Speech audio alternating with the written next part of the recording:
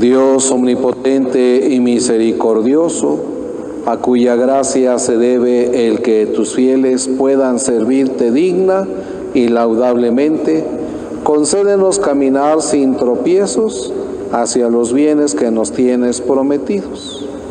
Por nuestro Señor Jesucristo, tu Hijo, que contigo vive y reina en la unidad del Espíritu Santo y es Dios por los siglos de los siglos. Si gustan sentarse. Escuchemos la llamada de Moisés al pueblo de Israel para que sea fiel al camino de Dios. Una llamada que Jesús nos volverá a repetir en el Evangelio de hoy.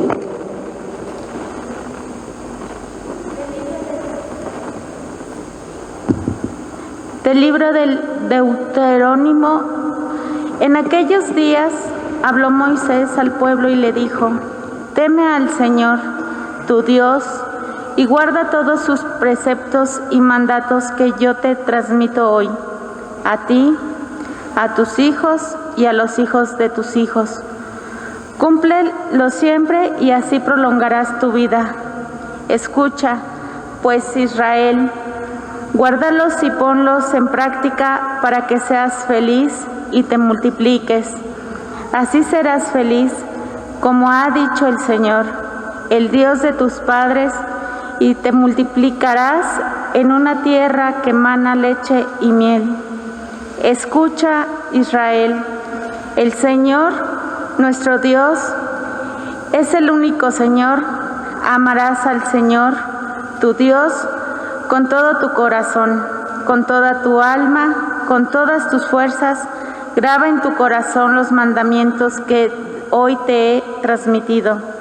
Palabra de Dios.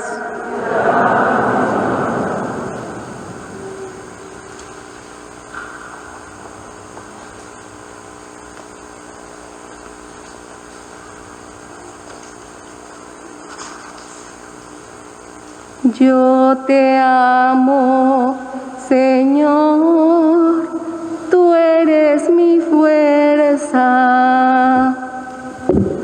Yo te amo, Señor, tú eres mi fuerza. Yo te amo, Señor, tú eres mi fuerza. El Dios que me protege y me libera. Yo te amo, Señor, tú eres mi fuerza. Tú eres mi refugio, mi salvación, mi escudo, mi castillo. Cuando invoque al Señor de mi esperanza, al punto me libró de mi enemigo. Yo te amo, Señor,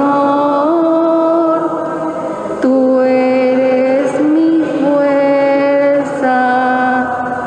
Bendito seas, Señor, que me proteges, que tú, mi Salvador, seas bendecido. Tú concediste al Rey grandes victorias y mostraste tu amor a tu elegido. Yo te amo, Señor.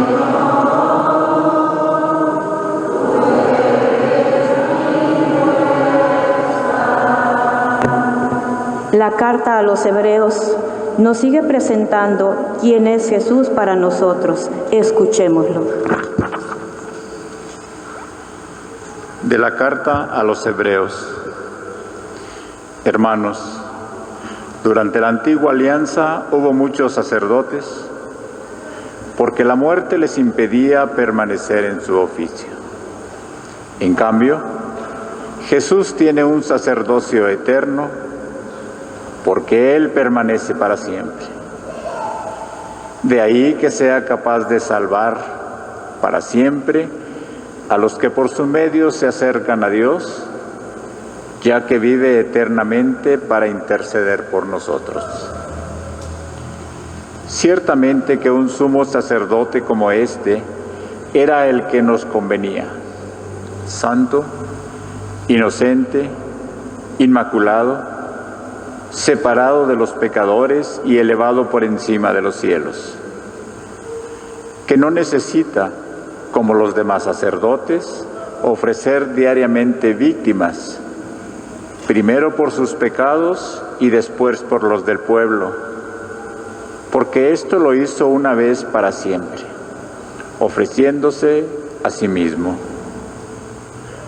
Porque los sacerdotes constituidos por la ley eran hombres llenos de fragilidades, pero el sacerdote constituido por las palabras del juramento posterior a la ley es el Hijo eternamente perfecto. Palabra de Dios.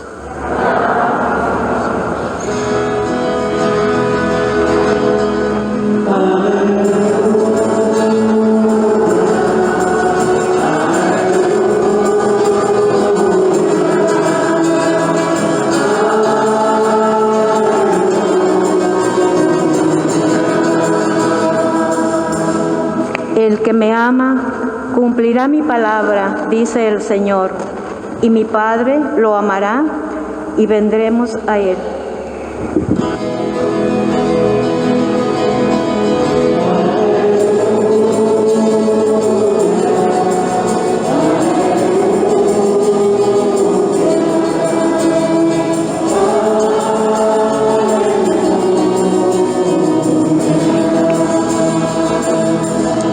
El Señor esté con todos ustedes.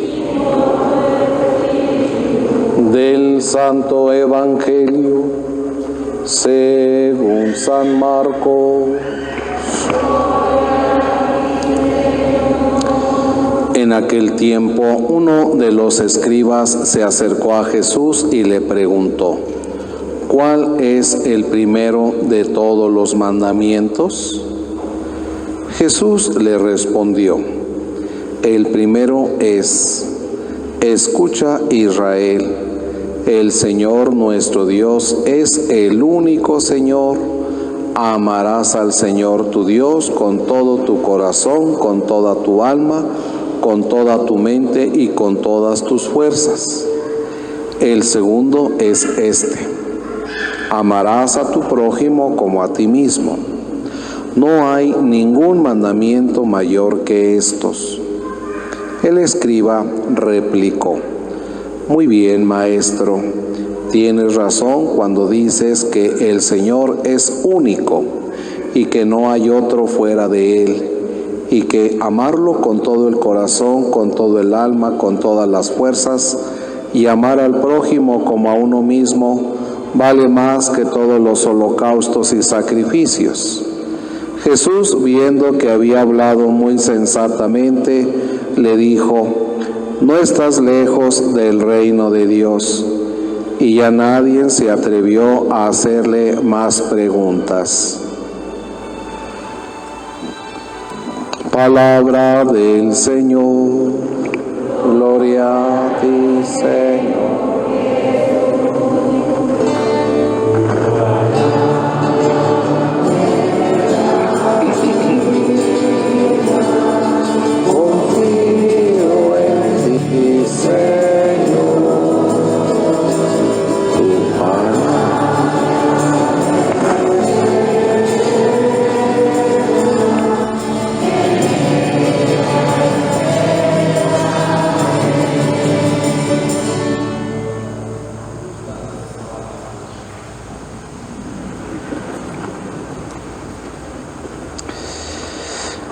La celebración de este domingo, pues, es una invitación a que volvamos a redescubrir qué es, ¿verdad?, lo más importante en nuestra vida y en nuestra fe. Porque quizás lo hemos olvidado y tenemos que saber qué es lo más importante para poderlo llevarlo a la práctica. Acabamos de escuchar en la primera lectura el libro del Deuteronomio, y en ese libro nos presenta aquella solemne proclamación de fe que todo israelita debe de hacer diariamente, al amanecer, al mediodía y al ponerse el sol y cuando va a morir. Y eso lo siguen haciendo hasta hoy en día. Y el mensaje es muy claro en el que dice: solo hay un Dios al que debemos amar con todo el corazón, con todo el alma y con todas nuestras fuerzas. A veces nos olvidamos que Dios tiene, ¿verdad?, que ser el eje. Dios tiene que ser el eje fundamental sobre el cual debe de girar nuestra vida. Y dejamos que nuestro corazón se vaya tras otras cosas y ponemos, ¿verdad?, nuestra confianza, nuestra seguridad y nuestra esperanza, ya sea en el dinero, en el poder, en el éxito, en la realización profesional, en la posición social, sobre los títulos, etcétera. Y no está mal, ¿verdad?, que pues tengamos todo eso, pero nunca debe de girar nuestra vida en torno a esto, sino más bien el eje fundamental sobre el cual debe de girar nuestra vida es Dios. Decir que Dios es único, es decir, que Él es el único y verdadero camino para llevar una vida en plenitud. A eso se refiere cuando decimos que Dios es el único, porque, como decíamos, Él es el único y verdadero camino para que podamos llevar una vida en plenitud. Nunca nos vamos a realizar plenamente como seres humanos viviendo al margen de Dios. Que eso nunca se nos olvide. Nunca vamos a vivir o a realizarnos plenamente como seres humanos viviendo al margen de Dios. Sin Dios, contando únicamente con mis fuerzas, no vamos a encontrar el camino para realizarnos plenamente, para encontrar la felicidad y para vivir una vida en plenitud. Afirmar que hay que amar a Dios, ¿verdad?, supone que hay que analizar las cuestiones de los ídolos a quienes tantas veces les hemos entregado la dirección de nuestra vida. Los israelitas tienen cerca de 613 mandamientos que hay que cumplir, ¿verdad? Y el principal pues es el que nos menciona, y nosotros tenemos 15 mandamientos y nos cuesta mucho: los 10 de la ley de Dios y los 5 de la iglesia. En la segunda lectura de la carta a los Hebreos nos presenta a Jesucristo como el sumo sacerdote que vino al mundo para realizar el proyecto salvador de Dios Padre, y para ofrecer su vida en donación de amor a los hombres. Nosotros, como creyentes, siempre estamos preocupados de cómo agradar a Dios y cómo darle culto. Y a veces nos olvidamos que a Dios lo que le interesa o lo que más le gusta es la entrega de nosotros mismos a Él. Entonces, eso es algo que a veces, como decimos, nos quebramos la cabeza, el no saber cómo agradar a Dios y cómo darle culto. Pues es tan sencillo, simplemente no olvidar que lo que a Dios le agrada es la entrega de nosotros mismos a Él. El culto que Dios nos pide y que le agrada es que obedezcamos y hagamos realidad sus proyectos y el amor a los hermanos. Entonces no hay que confundir, porque a veces pensamos que el llevarle, encender una veladora o llevar unas flores, pensamos que eso es darle culto a Dios. No, eso es parte, es como resultado del culto que le debemos a Dios. Pero el culto que Dios quiere es ese, nuestra entrega de nosotros mismos a Él. El Evangelio de San Marcos nos dice hoy qué es lo central, qué es lo primero y qué es lo principal, lo fundamental para nosotros como cristianos. Y Jesús nos dice que es el amor a Dios y el amor a los hermanos, el amor al prójimo. Esto es lo que decimos profesar, ¿verdad? Esto es lo que fundamentalmente, y estos dos mandamientos no se pueden separar: el amor a Dios y el amor al prójimo.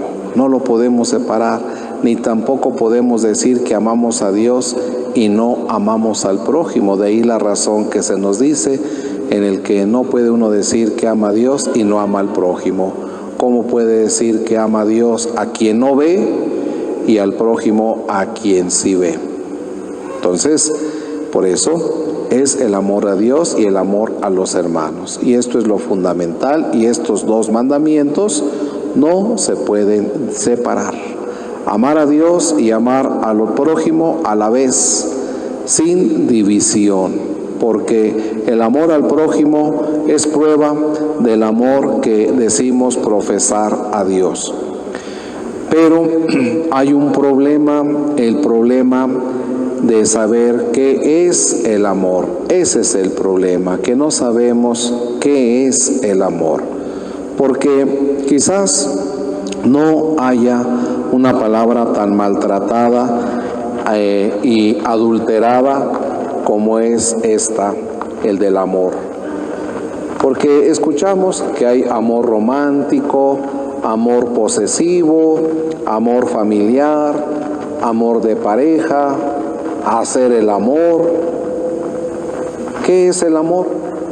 ¿Cuál es el verdadero amor?